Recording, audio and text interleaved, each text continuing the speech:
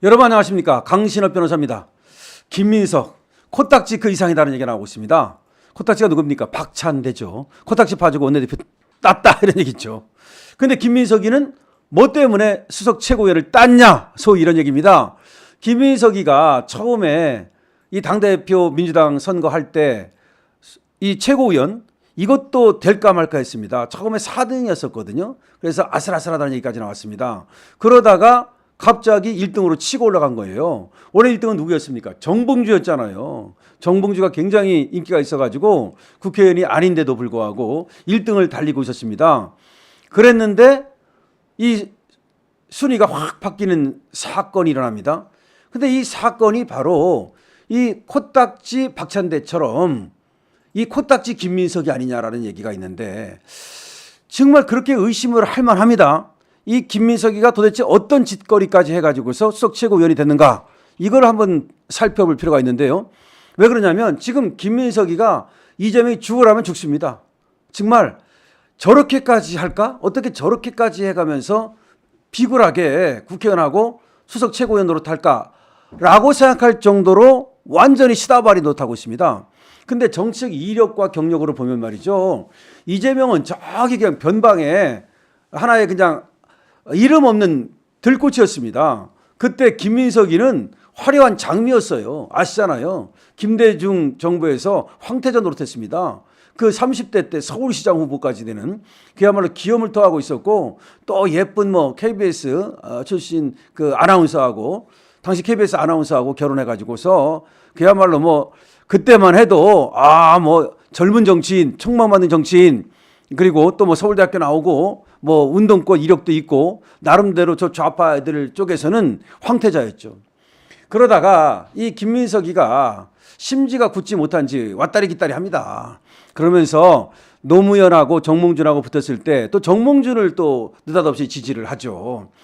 그리고 다른 사람들은 또 끝에 가서는 자기가 잘못했다는 걸 알고 노무현 쪽으로 많이 또 갔는데 끝까지 뭐 정몽준 얻다고 하다가 민주당에서 결국은 퇴출당하는 그런 수순을 밟았죠. 그래가지고 18년 동안 야인 생활을 했습니다. 뭐 국회의원은 말할 것도 없고 거의 뭐 이혼도 하고 인생 자체가 망가질 정도가 됐었죠.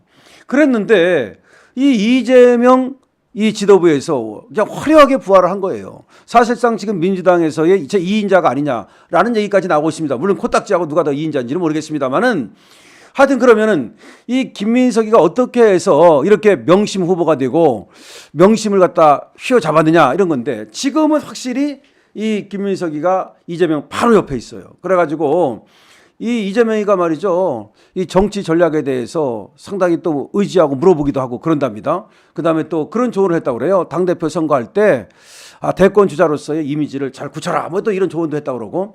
근데 이제 거슬러 올라가서 처음부터 그러면 이 김민석이가 이재명의 마음에 들었느냐. 그건 안 했던 것 같아요. 처음에 이 김민석이가 뜨게 되는 게 뭐냐면 유튜브를 같이 했어요. 이재명 차 안에서. 그랬는데 거기에서 이재명이 그런 말을 한 거예요. 아니 김민석 후보는 왜 이렇게 표가 안 나옵니까? 이런 얘기를 한 거야. 그때 4등이었으니까. 이거는 사실은 김민석이가 정치를 좀 잘못하고 인기가 없다. 그런 말 한 건데 이게 어떻게 받아들여졌는가 하면은 이재명이가 김민석이를 낙점했구나. 김민석이 표가 좀 나오게 하려고 일부러 저런 말을 했구나. 이렇게 받아들여지면서 개딸들이 몰려가 가지고서 김민석 수석 최고위원 만들기를 시도한 겁니다. 그래서 그때부터 계속 1등을 해요. 그래서 결국은 김민석이가 1등 했지 않습니까? 그래서 수석 최고위원이 됐는데 그 와중에 정봉주는 완전히 그냥 수석 최고위원은커녕 최고위원에서 떨어져 버린 거죠. 이게 민주정당입니까? 이게 개딸 정당이지 재명인의 정당이지. 그러니까 민주당은 완전히 재명인 말 한마디면 이거 김정은 말 한마디가 똑같습니다. 이렇게 되는 건데 그래서 사람들이 이 유튜브를 우연히 한 거냐 이게 또 그런 얘기도 있고 이 코딱지처럼 뭔가 의도를 가지고서 이재명한테 잘 보이려고 그런 게 아니냐 이런 얘기가 있는데 어쨌든 이재명 그 총괄 상황실장을 했다고 그래요. 그래서 이동영이라는 유튜브가 또 나와가지고서 또 광을 팔아줍니다. 김민석이가 이재명 캠프의 총괄 상황실장이다 어쩌고 또 팔아줍니다. 그렇게 팔아주고 또 이제 그 말을 받아가지고서 또 김민석이가 내가 사실 이재명 캠프의 총괄상황실장이다 이런 말을 해요. 그러니까 이것이 이제 융합돼 가지고 시너지 효과를 일으키면서 김민석이가 신드롬이 일어나고 이재명 옆에 김민석이다 이렇게 된 겁니다. 그래서 김민석이가 지금 바로 이재명 옆에 있는데 김민석 하는 걸 보면은 이거는 종도 저런 종이 없어. 그러니까 그래도 정청래 정도 되면요 이재명한테 맞서지는 않아도 자기 할 말을 딱 하거든요. 근데 김민석이는 거의 자기 의견이 없는 것 같아. 그냥 이재명 사람이야. 이재명 시키는 대로 하는 거야. 이재명 시다발이야. 그렇게 됐는데요. 이번에 이재명이가 큰 사고를 치지 않았습니까? 어디 가서 강화 군수 그 선거에 가가지고서 정치를 잘못하면 끌어내려야 된다라고 하는 탄핵을 시사하는 발언을 직접적으로 했단 말이죠. 그러니까 이거 난리가 났습니다. 국힘에서는 이재명 너 탄핵하자는 거야? 너 진짜 그러는 거야? 이렇게 지금 얘기하면서 이재명이를 성토하고 있는데 한동훈 당대표도 부산에서 이제 선거운동을 하면서 저거는 윤석열 대통령을 끌어내리겠다는 거다. 아니 지금 지방선거 하고 있는데 무슨 지금 윤석열 대통령을 끌어내리니 탄핵하느니 그런 말을 하느냐라고 질타를 했습니다. 당연한 거 아닙니까? 그러니까 김민석이가 한동훈을 향해서 말을 한 겁니다. 차도살인 어쩌고 그러면서 어서 뭐 차도살인의 뜻이 정말 뭔지는 알고 하는 얘기인지 모르겠습니다만은 차도살인은 뭡니까? 남의 칼을 빌려가지고 나의 적을 친다 이런 얘기인데 그러면 뭐 한동훈이가 이재명을 갖다가 빌려가지고 윤석열을 친다 그런 말입니까? 그러면은 이재명하고 한동훈이하고 짰다는 얘기야? 말도 안 되는 얘기를 하면서 한동훈이가 뭐 차도살인식으로 지금 윤석열을 치려하고 있다. 근데 왜 네가 윤석열을 갖다가 공격하려면 네가 직접 공격하지? 왜 우리 이재명이를 갖다 이용하느냐? 뭐 이런 말입니다. 여기서는 팩트가 두 가지가 틀렸어요. 일단 한동훈이가 윤석열을 치려고 그러는 겁니까? 아니다 이 말입니다. 윤석열을 치려고 한다는 그 팩트가 잘못됐고 또 한동훈이가 언제 이재명이를 빌려왔습니까? 차도살인이라고 하는 것은 남의 칼을 빌려다 나의 적을 친다는 말인데 언제 이재명 칼을 빌려왔어요? 그리고 언제 윤석열을 쳤습니까? 그러니까 이 김민석의 이 말을 왜 하느냐? 지금 이재명 들으라고 코딱지 다시. 그러니까 지금 이재명이가 수세에 몰리지 않습니까? 역풍이 불 수 있거든요. 이 탄핵이라고 하는 것은 역풍이 불면 그냥 난무하는 거 하나도 없습니다. 탄핵 역풍이라는 거 굉장히 무서운 겁니다. 그렇기 때문에 탄핵 역풍이 불면 민주당 그냥 쓱밭대 버리고 민주당 해체되고 이런 가능성이 있는 겁니다. 그렇기 때문에 조심스럽게 얘기를 하는 건데 이재명이가 어떻게 보면은 자기의 본심을 숨기지 못하고 탄핵 얘기를 한 거지. 이거는 어떻게 보면 실수한 거죠. 근데 이거를 이제 감싸기 위해서 자기가 총대를 맨 겁니다. 그래서 김민석이가 총대를 메고서 한동훈이가 윤석열을 치는데 지금 이재명의 말을 빌려가고 있다. 이런 식으로 지금 프레임을 만들어 가지고 있지도 않은 공격을 하고 있는 거예요.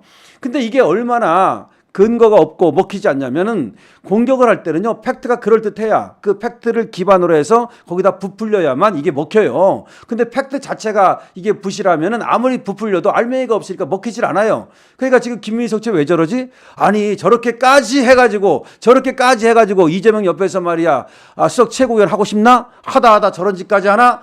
이렇게 지금 김민석을 향해서 야 하다 그런 짓까지 하냐?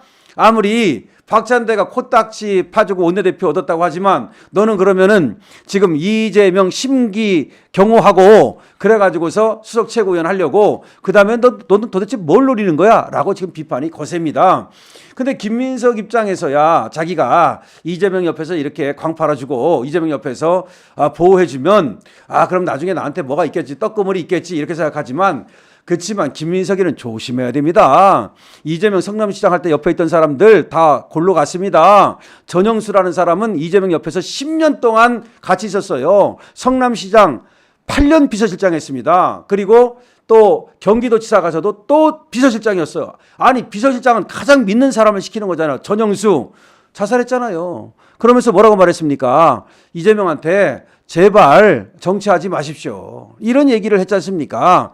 그러니까 정말로 이재명 옆에 있다가는 이 모진놈 옆에 있다가 정 맞는다는 말 있잖아요. 근데 지금 김민석이는 이재명을 잘 모르고 아나? 어쨌든 간에 알아도 지금 뭐 살겠다고 브라방처럼 불 속으로 뛰어드는 건지는 모르겠습니다만은 하여튼 간에 김민석이가 지금 이재명 옆에서 온갖 시다발이하고 그리고 시중 들고 있는데 글쎄요. 그렇게 해서 국회의원하고 그렇게 해서 수석 최고위원 하고 싶은지 저는 묻고 싶습니다. 한때는 말이죠. 김민석 황태자일 때 이재명은 천에 저거 완전히 저거 보이지도 않았어. 그런데 지금 그런 이재명 옆에 가서 저렇게 시다발이 하고 있는 것을 보니까 정치라고 하는 것이 참 이 비정하구나. 정치라는 것이 비참하구나. 이런 생각도 듭니다. 지금까지 강신업 변호사입니다.